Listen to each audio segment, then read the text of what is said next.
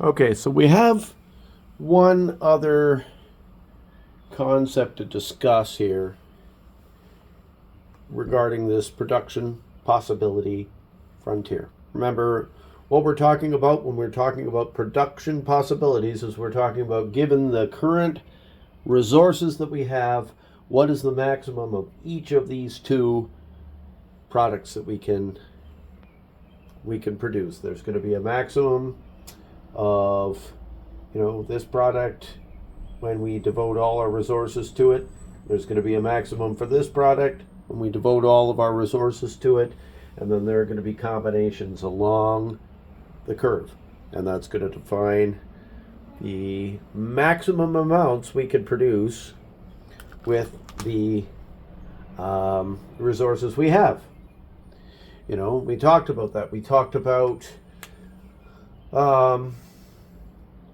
how we would expand that, how economically we could grow, we could expand our productive capacity. But now we're going to talk about something else, which is about how can we consume beyond the point of our productive capacity.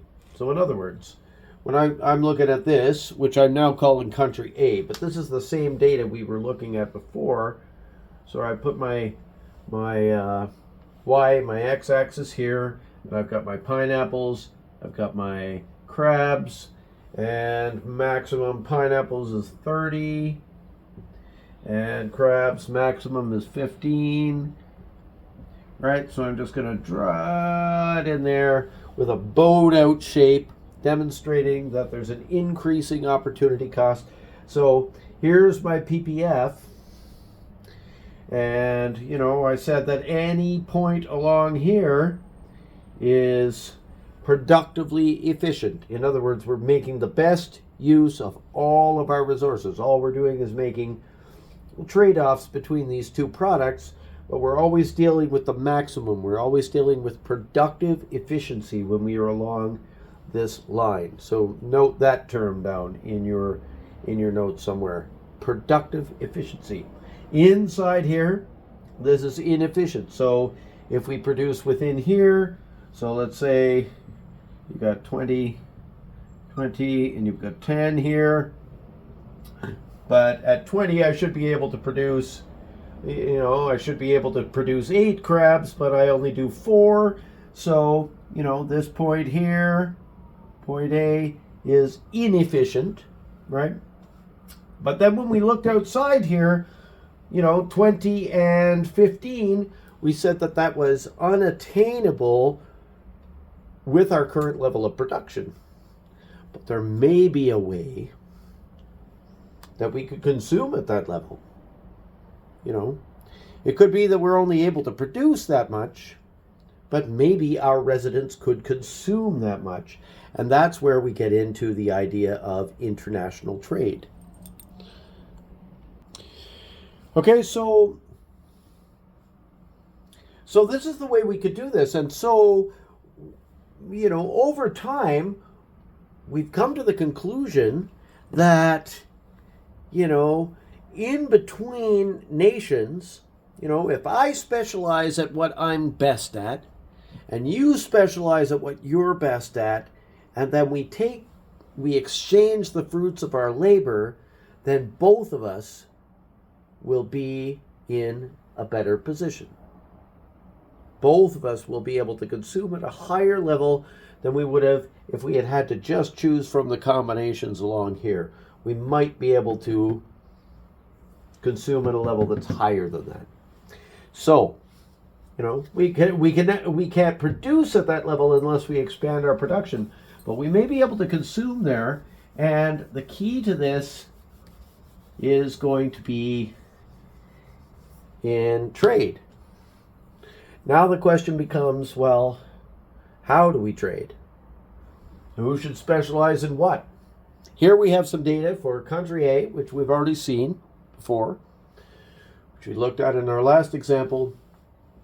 Country B, we're introducing some new data. So we're introducing, so here's me right here and my ability to get pineapples and crabs.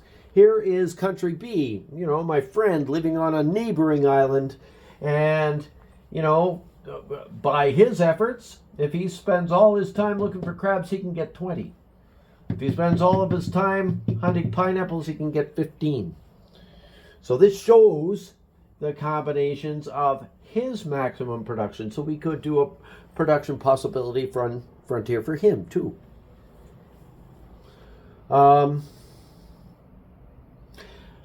So I want to talk about two different types of advantage. Like, where should we specialize? How do we compare these two? What are we going to say? Well, one of the ways we can compare them is we could say about each of them, well, which is more efficient in the production of pineapples, which of these two, and which is more efficient in the production of crabs? Now, we have two ways of measuring efficiency. One is by maximum capacity.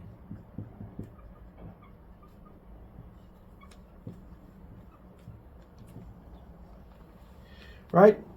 Because your maximum capacity shows for a particular product how well you could do at producing that product, given the amount of resources that you have.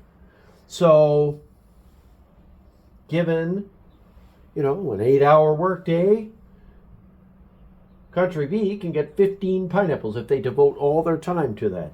That's their maximum capacity. Country A, well, if they put all their time into it, they can collect 30. So, the maximum capacity of Country A is double what it is in Country B. So in other words, we can get more, we're probably more efficient at grabbing pineapples. We can get more per hour.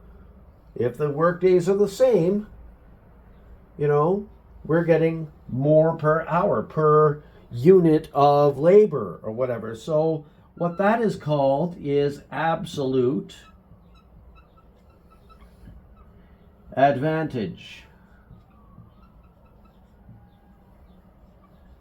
Right? So we could say that Country A has an absolute advantage over Country B with respect to pineapples. Let's look at crabs. Country B, if they spend all of their time looking for crabs, they can get 20.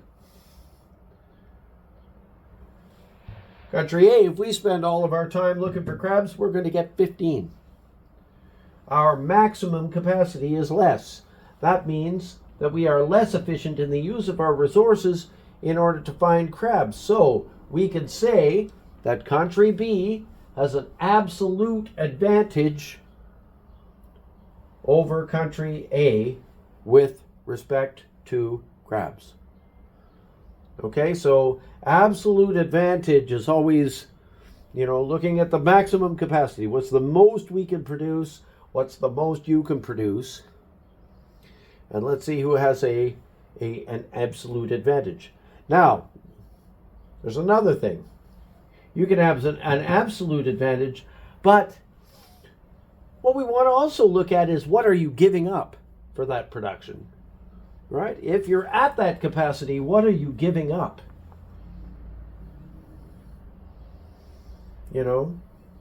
So what we want to be able to do is we want to be able to compare them in terms of opportunity cost. So when we look at opportunity cost,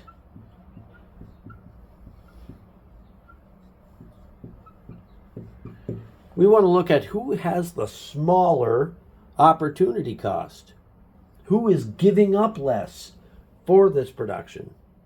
And whoever it is that's giving up less, that has the lower opportunity cost, this is what this economic theory tells us, it should specialize in that. This country should specialize in what it has the lower opportunity cost in, and then they should trade, and then they would gain an advantage by trading, because we've maximized the use of our resources collectively.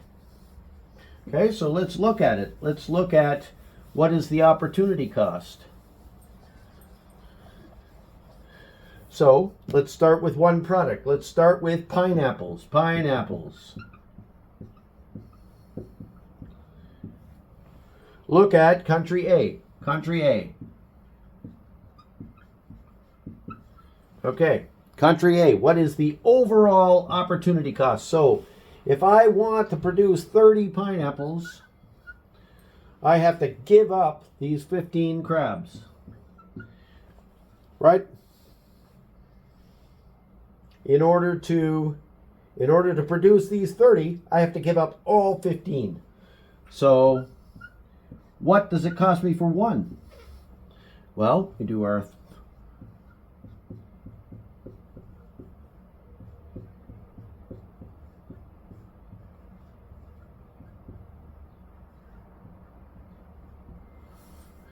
okay, so we solve for x by doing our cross multiplying, divide by 30 here, and we find that x is 0.5. So what we can say there is that the opportunity cost of each pineapple overall produced by country A is 0.5 crabs.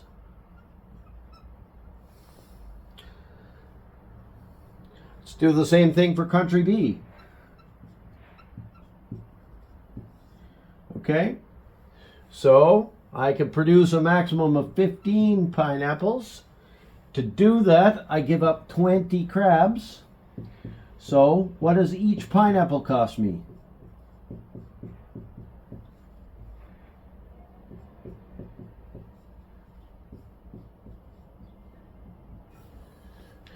$20 divided by 15.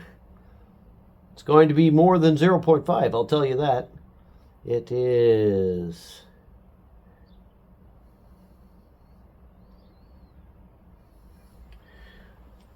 1.33 crabs. Okay, so country B, for each pineapple that it goes to harvest, it's going to be giving up 1.33 crabs. For country A, the opportunity cost of each pineapple is 0.5 crabs.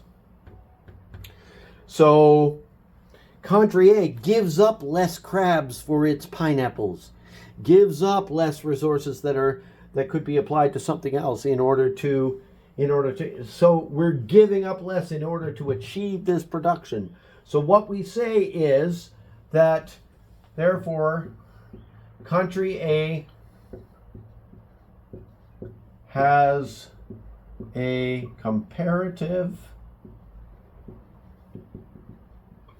advantage over country B with respect to pineapples.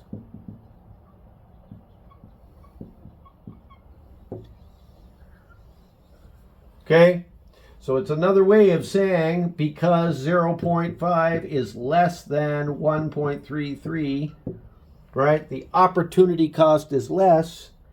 Therefore, we're producing this at a lower overall cost. So our job should be to specialize in pineapples. And then we can trade them. Like, for example, let's say country B was to specialize in crabs. We were to specialize in pineapples, right? So country B is producing 20 crabs. We're producing 30 pineapples. Let's trade 10 for 10. Well, so then we're going to be left with 20 pineapples and 10 crabs. Here, we're going to have 10 pineapples and 10 crabs. 10 and 10. Right? 20 pineapples, 10 pineapples, 10 crabs after trade, right? 20 pineapples, I should only be able to get 8 crabs on my own, but I'm able to consume those extra 2 because we traded. We specialized and traded. Same thing here. You know, I get the 10 pineapples that I get from here, I exchange them for the 10 crabs that I have extra here, and I've still got 10, so I've got more consumption. 10 and 10. I can have 10 pineapples and 10 crabs right here, whereas my production level would have only allowed me 9. So we make a gain from trade by specializing where we have a comparative advantage. And I'm going to tell you, I'll give you a spoiler, that if you were to calculate the other direction in order to do it with respect to crabs, you would find that country B has a comparative advantage with respect to crabs. Now, I'm going to tell you this. As we go through this and as we do these problems, and I'll go over some problems with you, and as you look at the problems that are going to be in your quiz that needs to be done by tomorrow night, you are going to have to calculate this. That's what I suggest, is taking this approach to calculating the opportunity cost. We want to break it down to what does one pineapple cost us in terms of crabs, because that's the only way we can make a comparison, is if we nail it down to 1, right? So we want to always do this calculation, and we always want to put the unit that we're using there in order to keep ourselves from getting confused. So 1 pineapple equals 0.5 crabs. 1 pineapple equals 1.33 crabs. And then when you do the calculation the other way, do it exactly this way. You might be quick at math and be able to skip some steps. That's fine. But I'm showing you to you this way because I think it's about the simplest way for us to really do it step by step and keep track. Because when you deal with a problem like this, you may be asked who has the absolute advantage. All you do is you look at the maximum production. But if you're looking at comparative advantage, you want to do these calculations and keep track of where you're going with them. And I'll give you some concrete examples of that as we go along.